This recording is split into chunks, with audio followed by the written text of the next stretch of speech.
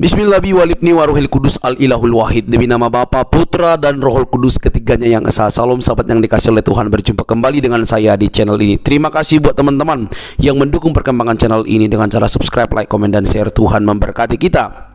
Teman-teman yang dikasih oleh Tuhan, mungkin orang ini sudah teman-teman bakal kenal dan langsung kalian tahu. Tetapi yang membuat kita kaget adalah ternyata dia orangnya dulu sejak kecil sudah dibentuk di dalam pola hidup yang salah, tidak benar, bahkan bergaul dalam lingkup yang kurang tepat sehingga membentuk karakternya. Ternyata walaupun demikian, Tuhan Yesus tidak pernah membuang dia. Tuhan Yesus tetap menghargai dia. Bahkan dia nantang hamba Tuhan, nantang Tuhan dan dia akhirnya ditangkap menjadi seorang percaya. Siapakah dia? Teman-teman sudah pasti tahu dan pasti bisa melihat dan mendengarkan. Yang terpenting kita dengar baik-baik apa yang merupakan kesaksian beliau yang membuat kita juga mempercayai bahwa firman itu benar-benar memberikan kita kekuatan. Ini dia videonya.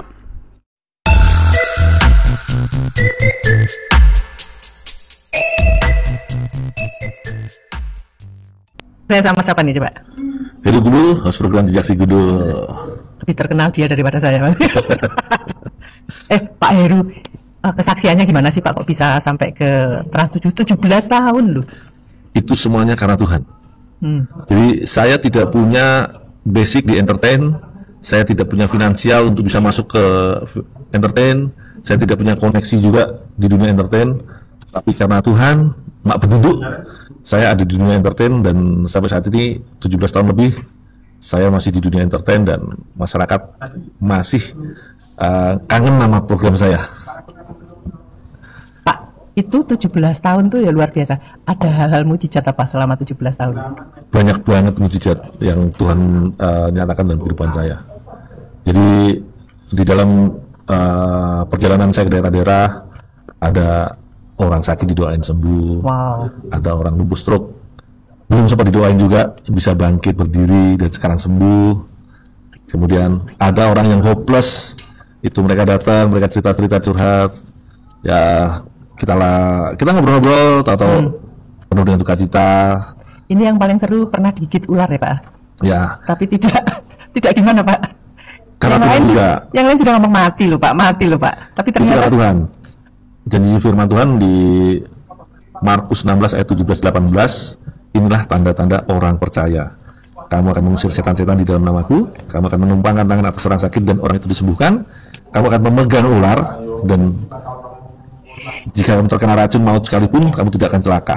Nah, waktu saya tergigit ular, saya pegang firman itu, dan saya tanpa ke dokter, tanpa obat, ya saya cuma berbuka firman Tuhan, dan makan enak aja. Walaupun sudah memar, walaupun sudah biru, tetap tidak ke dokter ya Pak ya?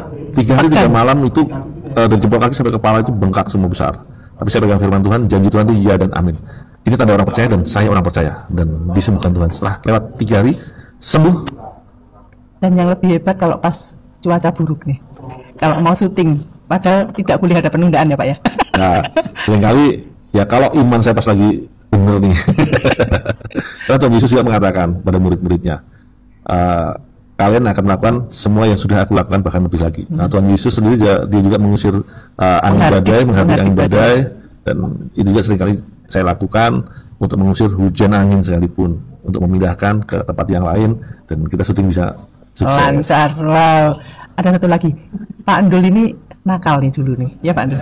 Ya, begitulah karena saya hasil dari keluarga broken, sehingga kehidupan saya dari kecil saya hidup di jalan dan saya lahir di kampung burung, kampung maling, kampung bandit, kampung penjudi, sehingga secara otomatis masa kecil saya dididik oleh lingkungan dan saya hidup di jalan dan saya juga masuk dalam dunia okultisme. Tapi puji Tuhan, Tuhan menangkan saya, Tuhan bentuk hidup saya, dan yang lebih luar biasa lagi Tuhan pakai hidup saya untuk kemuliaan namanya. Tapi yang lucu tuh waktu ke gereja pertama kali, diajak ke gereja berkali-kali ngeyel terus akhirnya ditantang. Oke, saya ke gereja. Gimana Pak? Jamah Tuhan. Itu dia. Pertama kali saya jamah Tuhan, setelah saya diuji berkali-kali oleh ibu rohani saya, sampai akhirnya saya emosi, saya tantang. Gerejamu mana sih? Tak datanglah. Saya datang di situ dan di situ memang ada hadirat Tuhan. Dari pujian pertama dilantunkan, di situ Tuhan kasih saya gambaran di pikiran saya, di penglihatan saya, masa kecil saya, dari masa kecil saya yang seperti yang hancur, kemudian kehidupan saya yang rusak, yang amburadul seperti itu. Dan disitulah saya menangis sesendukan sampai saya berguling-guling, ingus kemana-mana, pokoknya memalukan lah. Datang dengan kesombongan, pulang dengan. Akhirnya disitulah saya bertobat, Tuhan, aku mau ikut Engkau. Dan puji Tuhan sampai saat ini, Tuhan jangan pernah tinggalin aku, Tuhan. Aku mau melekat, aku mau hidup di dalam Engkau. Seperti Yesus di dalam Bapa dan Bapa di dalam Yesus. Demikian halnya saya mau di dalam Yesus dan Yesus di dalam saya. Wow, terima kasih Pak Yuswan, luar biasa kesaksiannya. Jangan sekali-sekali nantang Tuhan. Yang mau nantang Tuhan Yesus datang ke gereja. Apa yang akan terjadi nanti ya? Pasti akan dibenarkan oleh Tuhan. Dan berkati. Baik teman-teman yang dikasih oleh Tuhan, kira-kira apa respon teman-teman ketika mendengarkan cerita dari Heru si Gundul ya dalam program televisi yang dia ikuti? Dia selalu memberikan julukan seperti itu, dan teman-teman sudah pasti mengetahui karena dia tampil setiap minggu juga ada dalam program-program yang begitu mengasihkan dan mengedukasi. Dia mampir, bahkan dia berada di golongan-golongan suku, orang-orang berbeda, baik keyakinan, budaya dan lain sebagainya, dia bisa hadir di sana. Dan menariknya ketika dia dalam melakukan setiap pelayanannya, bahkan setiap pekerjaannya, dia selalu berkata mengandalkan Tuhan, suatu hal yang patut untuk ditiru, patut untuk diteladani. Nah, teman-teman yang dikasih oleh Tuhan, yang penting untuk kita soroti baik dari cerita itu, baik kita lihat kepada Alkitab, bahwa setiap orang yang mungkin disepelekan, memiliki background hidup yang kurang baik, tetapi semua itu di tangan Tuhan bisa terjadi dan lebih baik. Nah, kenapa saya katakan demikian? Bisa kita lihat di awal dari video tadi bahwa dia sedang bercerita bagaimana dia dibentuk dalam keluarga yang broken home, begitu ya. Keluarga yang broken home dan di lingkungan yang begitu kurang baik.